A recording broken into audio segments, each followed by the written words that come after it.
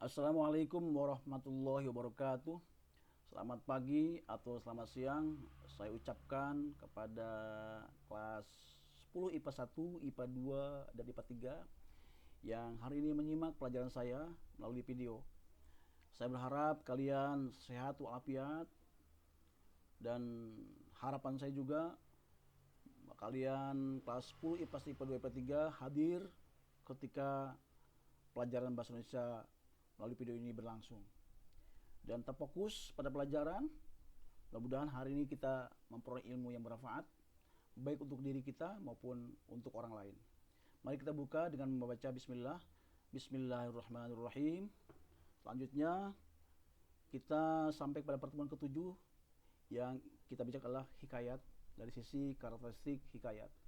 Adapun tujuan pembelajaran adalah, saya ulang, adapun tujuan pembelajarannya adalah mengidentifikasi nilai-nilai dan isi yang terkandung dalam hikayat. Yang berikutnya menciptakan kembali isi hikayat. Adapun materi pembelajaran kita fokus pada karakteristik hikayat. Yang kedua isi hikayat, yang ketiga nilai-nilai dalam hikayat. Kemudian faktanya tentang hikayat, konsepnya, saya ulang. Faktanya tentang hikayat, konsepnya tentang isi hikayat, prinsipnya, karakteristik hikayat, dan prosedurnya adalah nilai-nilai yang terdapat dalam hikayat. Nah, saya angkat sebuah teks hikayat yang berjudul Si Miskin. Ya. Ya. Saya akan bacakan, kalian perhatikan, kalian simak. Kisah dimulai ketika seorang raja keindraan terkena sumpah batara indra. Raja dan istrinya menjadi miskin. Saya ulang, kisah dimulai ketika seorang raja keindraan terkena sumpah batara indra. Raja dan istrinya menjadi miskin dan hidup sengsara dalam hutan di negeri antah berantah yang dikuasai oleh seorang raja bernama Indra Dewa. Kedua pasangan tersebut sering disebut sebagai si miskin yang setiap hari selalu mendapat siksaan dan penganiayaan dari penduduk setempat, seperti dilempari batu. Beberapa tahun kemudian, si miskin dan si istri diberikan momongan seorang anak laki-laki yang diberi nama Marakarma, yang artinya anak dalam kesukaran. Dia adalah anak sematawayang si miskin dan istrinya, sehingga dirawat dengan penuh kasih sayang. Suatu hari si miskin menggali tanah dan menemukan tanjau yang berisi emas yang bisa digunakan hingga ke anak cucunya. Dengan kuasa Allah, pada tempat tersebut berdiri sebuah kerajaan lengkap yang diberi nama Puspasari. Setelah berdiri kerajaan, mereka kemudian berganti nama menjadi Maharaja Indra Angkasa. Dan istrinya berganti nama menjadi Tuan Putri Ratna Dewi. Kebahagiaan mereka bertambah dengan kehadiran seorang anak perempuan bernama Nila Kesuma. Dengan kehidupan yang lebih baik, mereka tidak luput dari kejahatan orang sekitar mereka, seperti yang dilakukan oleh Maharaja Indradewa yang sangat iri dengan negeri Puspasari dan kebaikan hati rajanya. Dia melakukan rencana jahat kepada keluarga Raja Indra Angkasa. Ahli nujum terperangkap pujukan Raja Indra Angkasa dengan menyampaikan ramalan palsu bahwa kedua anak Maharaja Indradewa hanya akan mendatangkan celaka bagi orang tuanya. Akibatnya kedua anak tersebut diminta pergi dari negeri Puspasari. Tak butuh lama, negeri Puspasari turut hancur dan raja ataupun ratu hidup miskin kembali. Kemudian keduanya berlari ke hutan. Marakarma disangka sebagai seorang pencuri dan dibuang ke laut. Sedangkan Nila Kesuma ditemukan oleh Raja Mangindra Sari dan telah menjadi istrinya, yang kemudian berganti nama menjadi Mayang Mengurai. Nasib Marakarma terhanyut sehingga ditelan oleh ikan nun, mempertemukan dengan Cahaya Khairani dan Nenek Kabayan. Marakarma hidup bersama Nenek Kabayan dengan menjual bunga dan bertemu kembali dengan istrinya Cahaya Khairani Ia juga mengetahui Putri Mayang sebagai adik kandungnya. Berkat cerita, Nenek Kabayan segera Marakama menemui adiknya dan pergi ke negeri Puspasari untuk menemui ibunya yang masih hidup menderita sebagai pemungut kayu. Marakarma meminta kepada dewa untuk mengembalikan negara Puspasari seperti sedia kala. Kesaktian Marakarma dapat mengalahkan serangan dari negeri Antah Berantah yang dengki melihat kemakmuran negeri Puspasari. Marakarma menjadi raja di Palinggam, Cahaya, negeri mertuanya, dan keluarganya hidup bahagia di negeri Puspasari. Nah, kalau kita mencermati atau menelaah teks yang dibacakan tadi dengan judul Si Miskin, jadi ini membicarakan tentang seorang raja, membuktikan bahwa teks ini atau cirinya teks ini adalah istana sentris. Jadi mengisahkan tentang sebuah kerajaan.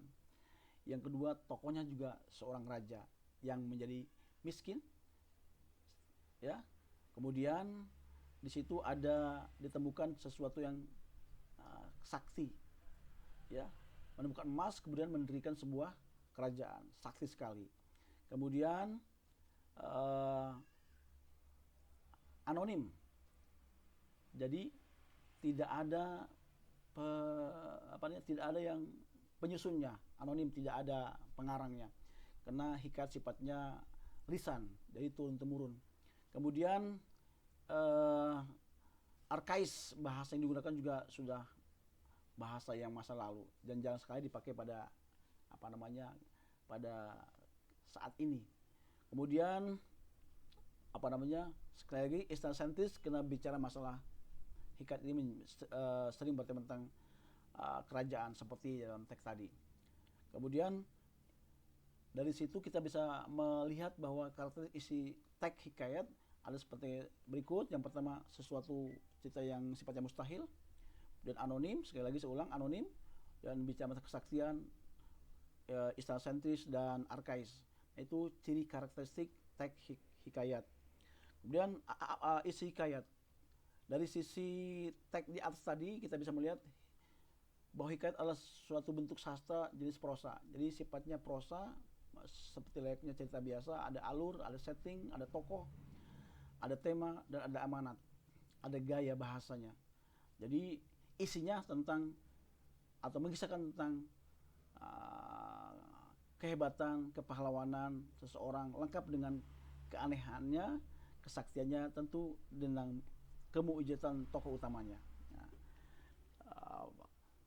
kemudian ternyata kalau kita mempelajari hikayat, ada juga nilai yang terkandung dalam hikayat. Saya ambilkan contoh dari hikayat yang lain untuk menggali nilai-nilai dalam hikayat. Satu, ada nilai agama. Konsepnya selalu mengutamakan doa dalam setiap usaha dan bersedekah agar dimuliakan urusannya. Kita kutip, maka pada suatu hari maka ia pun menyuruh orang membaca doa kunut dan sedekah kepada berfakir dan miskin. Lalu pasrah kepada Tuhan setelah berusaha bertawakal. Saya ulang, pasrah kepada Tuhan setelah berusaha atau tawakal. Maka ia pun menyerahkan dirinya kepada Allah Subhanahu wa taala dan berjalan dengan sekuat-kuatnya. Nilai sosialnya tidak melihat perbedaan status. Si kembar menolak dengan mengatakan bahwa dia adalah hamba yang hina, tetapi Tuan Putri menerimanya dengan senang hati. Kemudian membantu orang-orang yang sedang dalam kesulitan. Dengan segera Syahpri mengeluarkan dayang-dayang itu, tatkala Garuda itu datang, Garuda itu dibunuhnya. Ada nilai budaya. Raja ditunjuk berdasarkan keturunan, dan raja memiliki putra lebih dari satu, selalu mencari tahu siapa yang paling gagah dan pantas menjadi penggantinya. Kutipannya adalah, maka Baginda pun bimbanglah, tidak tahu siapa yang patut dirayakan dalam negeri karena kedua orang tua itu sama-sama gagah. Jikalau Baginda mencari muslihat, ia menceritakan kepada kedua anaknya bahwa ia bermimpi dengan seorang pemuda yang berkata kepadanya Barang siapa yang dapat mencari buruh perindu yang dipegangnya, ialah yang patut menjadi raja di dalam negeri.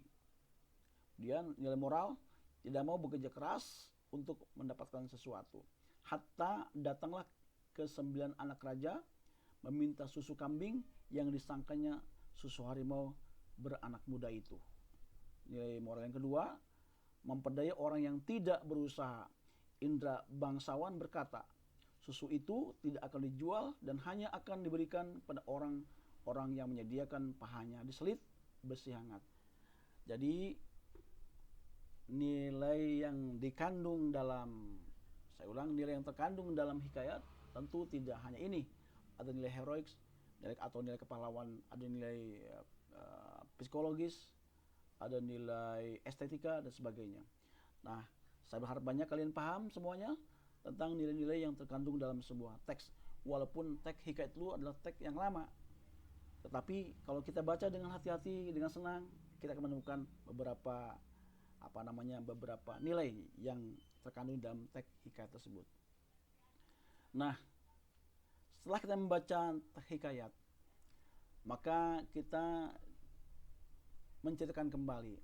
Ingat, teks hikayat banyak menggunakan bahasa Melayu lama, seperti kata hatta, baginda, kemudian bersabda dan sebagainya.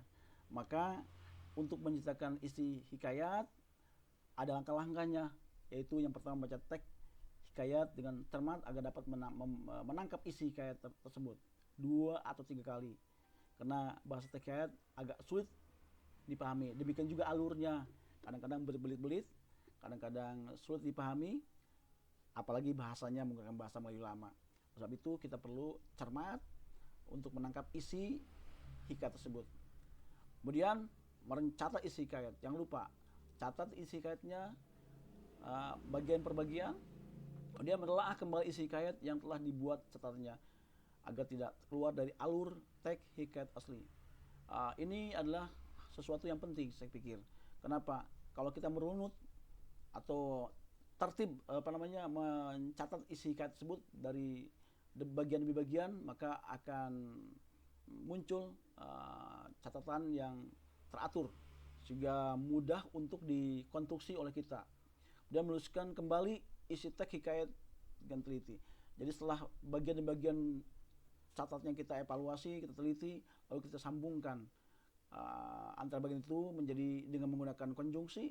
Kemudian setelah itu, setelah disambung, dibentuk paragraf, dibentuk paragraf demi paragraf, lalu kita revisi ulang. Apakah ada bagian yang terlewati? Apakah penggunaan kata sambungnya atau konjungsinya tepat atau tidak tepat? Sehingga terbentuklah atau terbangunlah sebuah teks hikayat hasil ringkasan kita. Setelah itu baru kita tulis ulang sehingga menjadi teks hikayat yang utuh. Setelah itu ceritakan kembali isi teks hikayat itu dengan bahasa sendiri. Jadi ketika kalian menuliskan kembali karena menggunakan bahasa Melayu lama, maka gunakan bahasa Indonesia pada saat ini sehingga orang yang mendengar cerita kita tentang hikayat itu paham tentang siapa pelakunya, kemudian bagaimana jalan ceritanya, bagaimana karakter tokohnya, bagaimana gaya berceritanya dan sebagainya, sehingga orang yang diceritakan oleh kita merasa senang ketika kita menceritakan isi hikayat itu kepada mereka. Sebagai latihan, di bawah ini saya kutip hikayat tentang Abu Nawas dan Leki Kikir. Setelah kalian baca, lalu kalian kerjakan pertanyaan berikut ini. Tuliskan nilai yang terkandung dalam teks hikayat di atas seperti contoh yang saya sampaikan tadi, dan ceritakan kembali isi teks hikayat di atas dengan menggunakan bahasa kalian sendiri.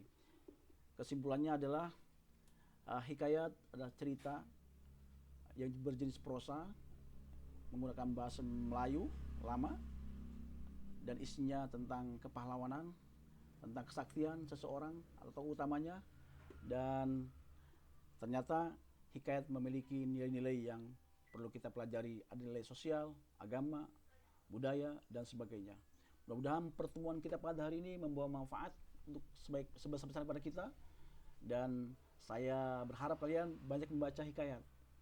Baca dan pahami isinya sebagai hiburan, sebagai pelajaran untuk mengambil hikmah dari hikayat tersebut dan seterusnya. Demikian, saya mohon maaf jika ada materi yang belum tersampaikan atau belum dipahami, silakan kalian menghubungi saya.